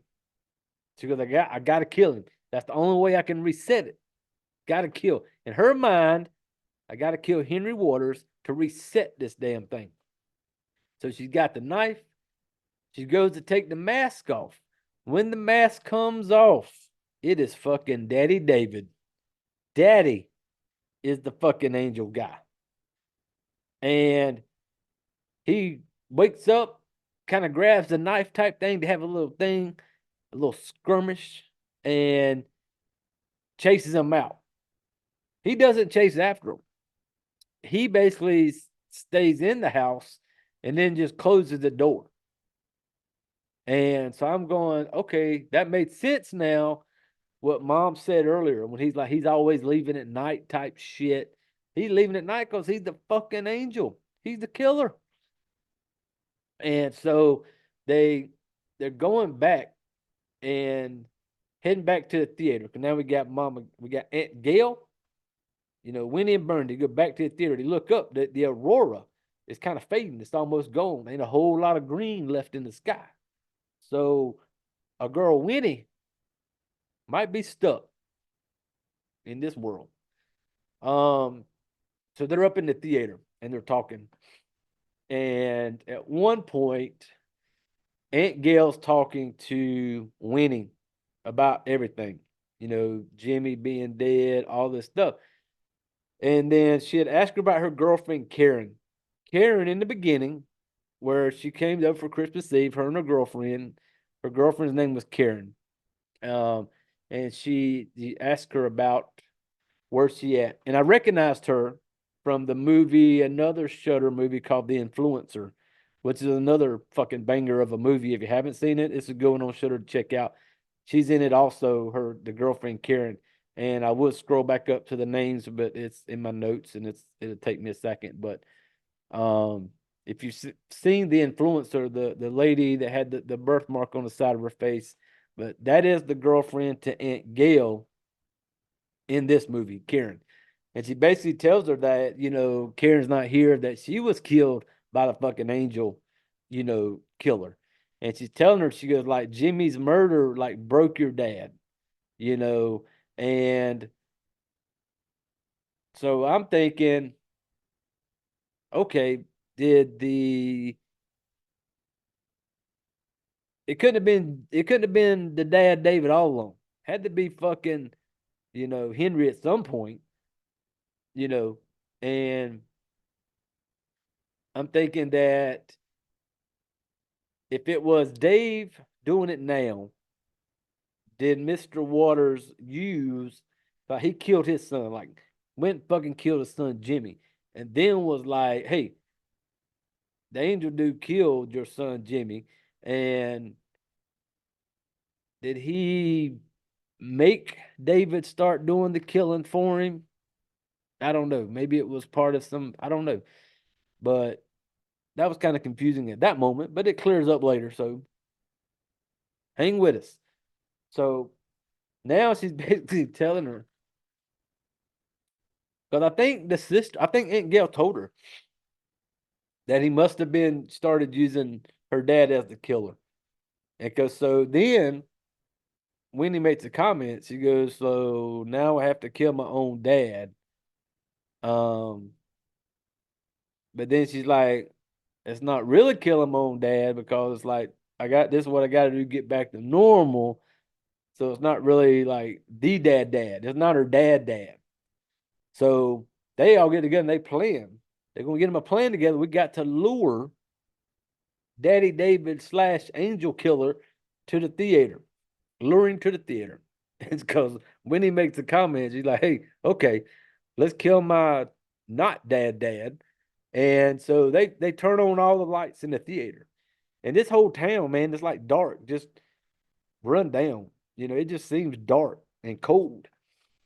So they turn on the lights in the theater. And on the front of the movie theater, like them older theaters, they had the big cool looking signs that they put whatever movies are playing. And on there it's got like, Merry Christmas, David. We are inside. It's like that, come and get us. That's the plan to bring him in there. So they got this whole thing set up, and so someone starts walking in. And when the person walks in, they look down because there's like a movie playing. And they look down and you see like these three hats, little three beanie caps, like toboggans, whatever, sitting there watching the movie. So you're thinking like, okay, Angel Dude is there. Daddy David is there. They're going to lure him down there and they're going to kill this motherfucker. So they walk in. Well, then they had this playing. I think it was, they had a fire extinguisher or something. They come jumping out and they start spraying the shit out of them, thinking that that's the fucking angel dude. And they start saying like, why are you attacking us? And it ends up it's fucking Robbie and Darla who are there on their third anniversary, is what they called it. They're like, why did you attack us on our third anniversary? And basically Bernie tells Wendy, he's like, yeah, they come here all the time together. Like that's where they first, I guess, met, but so they come there for their anniversary, you know. And so they're just kind of talking. Well, next thing you know, here comes fucking Aunt Gail, man. I was a fan. She comes stumbling out, and you can tell she's not in a good way. And she turns around, and there's that fucking knife in her back. Now we got Aunt Gail's down. Angel dude is there. All the lights go out. Like it is dark. You start hearing some fucking screaming. You got Darla screaming, Robbie screaming. You know, nobody can see. Well, Winnie's got her camera. Winnie pulls up her damn camera, and you know how like she just starts flashing pictures with a flash on. You know, that look like kind of like a little strobe light look.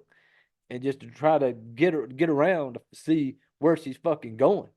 And while all this is you can kind of see flashes that the angel dude is fucking up Darla, and now he's fucking up Robbie, like killed him. Like the whole time with this flashing thing. Then she starts going upstairs, and she's still flashing. Well, I think she had tripped over like a broom closet, mop closet, and had like this got this broken mop handle or some shit. She goes up the stairs, but then the shit ain't working no more.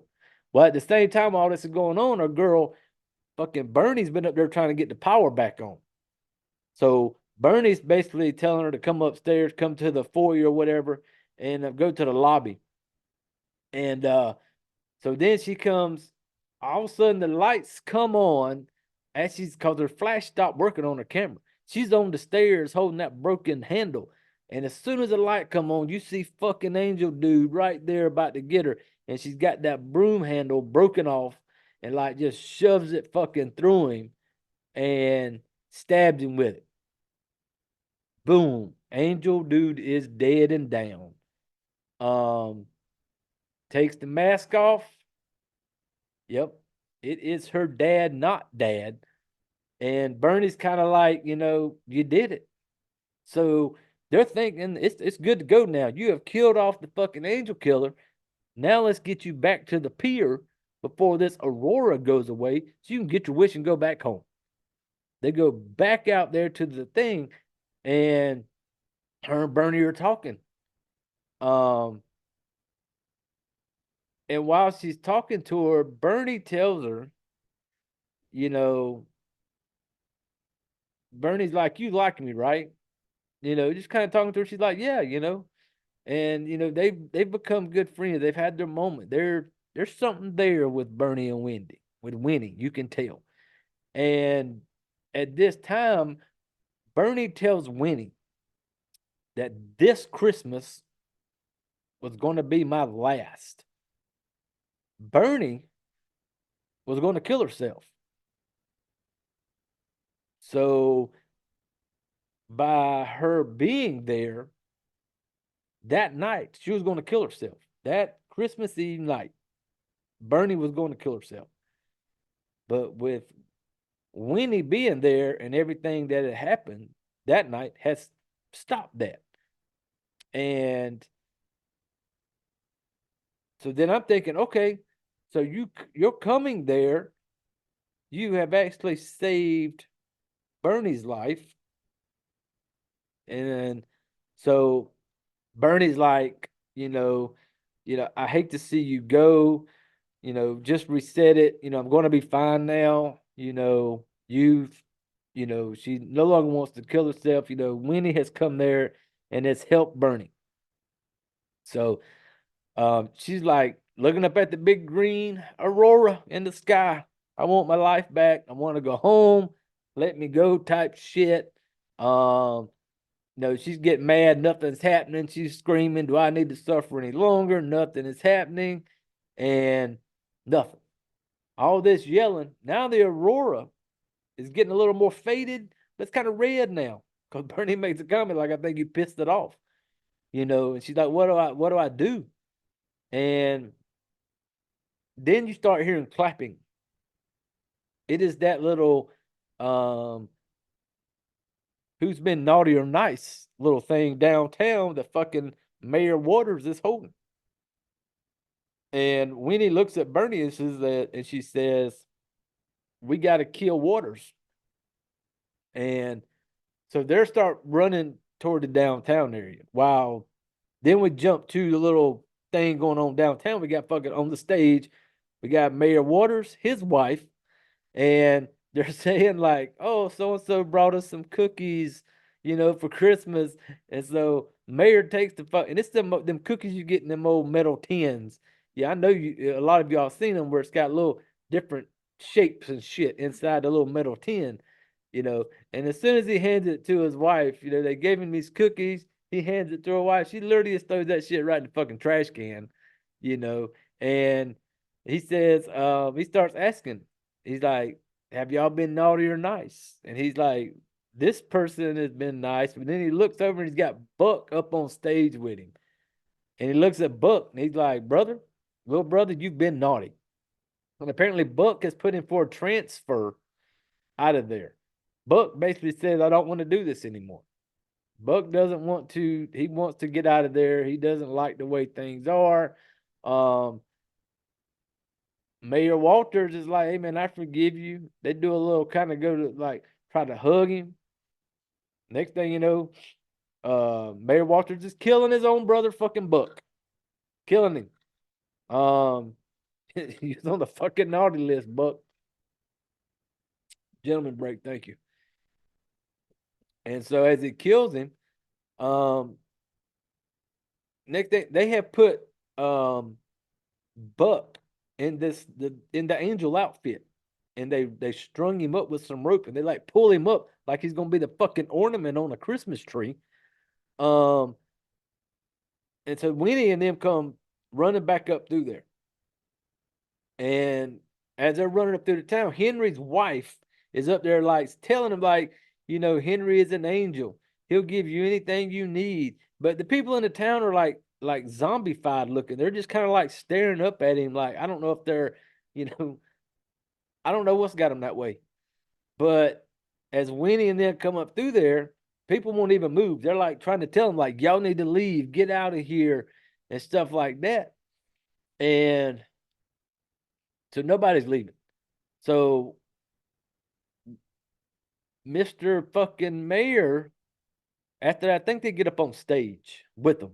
And the mayor looks at Bernie and basically makes a comment like, "How is your mom?" Well, apparently, Bernie's mother was messing around with fucking Mayor Walters. And I don't know if Mayor Walters got her on the fucking, the meth head shit he had everybody in the town on or what. But Winnie basically tells him, like, "You ruined her life. She's fucking pissed off up and upset." And then Henry trying to, talking to fucking Winnie. And basically she tells David, she's like, "Well, Henry's dead. She's killed him." And he basically starts telling the town like she is dangerous. She is she's like Winnie is a dangerous person. She is here with Bernie, who is the most pathetic person in town. And he's basically telling them that this town desires to be ruled and how they need him. And this town, next thing you know, while he's talking all this shit, Bernie comes in with a flying punch and just punches him, and basically like telling him like, "I always fucking hated you." And then damn Mayor Walters looks at her. He's like, "Oh, you like it rough, just like your mom." And next thing you know, Winnie and Bernie both start kind of punching at him, and dude falls off the stage. Or no, I think he stayed on the stage at this time. And yeah, I think that's how it happened. I think he was on the stage at some point at this time. I can't remember exactly. But Henry gets up and he kind of looks at him. And he like tells them both, like, "You dumb little sluts. You just made my naughty list." And I think Bernie stabs him and he falls off the stage. And everybody in the town just starts fucking him up. And while all this happening, everybody in the town kind of snaps out of it. Like everybody's kind of like they're no longer in this little zombified looking fucking trance that they were in the beginning. And so then the green aurora light. Now we get this the sky is bright again. It's getting green. Winnie basically looks at Bernie and she was like, I was here to help you, like here to help Bernie. You know, uh, Bernie kind of waves, like gonna wave bye to her. They kiss. The aurora gets brighter, and next thing you know, bam, we're waking up. Christmas morning. We are waking up, Winnie in her bed. Wakes up with the pink jumpsuit on still. Gentleman break, thank you. And wakes up, and she can tell she's super excited. And she's like, she made it. Like she think, okay, we are back. I'm back. She goes running downstairs. She sees mom and dad. She hugs them. They're excited. Um, and she's like, it's Christmas Day, right? And they're like, well, it better be. We got you a present. Well, then they give her a present. They got her a new camera. And, and so she sees Jimmy hugging up on Jimmy. Jimmy kind of looks at her like, oh, you have a hangover or something? Um, then we also begin Aunt Gail and Karen are both there. Like the whole family's there. Christmas morning. And they're kind of joking with her, and she's like telling her how like, oh, it's like a really long night type shit. And she basically tells mom and dad that, I didn't get to NYU, and even Dave the dad tells me like, hey, we're sorry because the night prior on Christmas Eve, remember, she told him how like everybody just wants to forget about it and nobody wants to talk about it. And so now we're on Christmas morning, and he's telling her, he's like, hey, we're sorry we didn't let you heal. Basically telling you like we're so proud of you. We're doing like now we got us a family hug going on. Normal Christmas morning shit's going on. They're all sitting around singing. They start, playing some type of Christmas music. They all about to start singing. Next thing you know, Winnie's sitting on the couch, pink jumpsuit still. And then she kind of looks up. She just says like, Bernie. And she jumps up. She goes running out because the last thing she remembers, in that prior, Bernie was going to kill herself on Christmas Eve. So she takes off running. And then she's running through the town and she's like yelling and shit in her little pink jumpsuit, like how much she loves Angel Falls and shit like that, super new outlook on life now, And so she comes up to bumps into Robbie and Darla is on the fucking on the sidewalk, bumps into them. And they kind of like when they see her, they kind of separate, like, oh shit. And then she kind of stops and she's like, I'm totally okay with it. Y'all are so good together. So she runs and she gets to Bernie's house. And she's like beating on the door, like, hey, Bernie, open the door, open the door, And then so Bernie opens the door and she looks at her, she's like, what are you doing here? And she can tell like Bernie's kind of like some tears in her eyes. She's like, what are you doing here? And so Winnie's like, you matter, Bernie. And she's like talking to her, and then Bernie starts laughing because she remembers, I guess, the whole switcheroo, the wish and everything. She remembered that she starts laughing. They have the moment they kind of hug, and she was like, stuff like that. So she goes up in the house, and she's telling Bernie, she's like, hey, go get dressed, come with me for breakfast, come to our house for breakfast. And then we're going to go to a theater and do us like a Christmas marathon type thing. And so it was funny because she was like, because she walked in there, she's like, oh shit, I kicked the fucking monitor. That's why we shook a little bit. But she was like, she made the comment, she was like, come on in, weirdo. And then Bernie's like, don't you ever call me weirdo again. In a joking way. And then she like shuts the door. And that's where we get to the end of it. So that was our that's how this one wraps up. And it did have a lot of, the, just like the, Ebenezer Scrooge type movies, to where Scrooge gets visited by all the different ghosts of past, present, whatever. And it kind of had that same type of feel. And so I like that. Um, this has some funny parts in it. There was some stuff that you laughed at. It had some good decent killing in it, stuff like that. It wasn't nothing over the top. Uh but yeah, I had a I had fun. I had more fun watching it the second time, because the first time I watched it, like I said earlier, I was kind of getting my notes, kind of putting stuff in order how it goes, because I forget a lot of stuff sometimes. So the first time I'm doing that, and so, but like I said, that'd been almost a little over 2 weeks ago, and so then today, before jumping on here, I'd watched it again, and I was able to enjoy it more because I was able to just pay attention to it, not have to worry about notes. And so as I'm watching it, I'm like, did it have some cheesy type kind of shit? Yes, it did. Did it kind of run in with Scream and shit? Yes, it did. Um, some of the It's a Wonderful Life type shit. Yes, it was a Christmas movie. Um, for me, I enjoyed it. I wasn't bored with it. It wasn't, I didn't get bored. You know, it's not one I want to watch every day.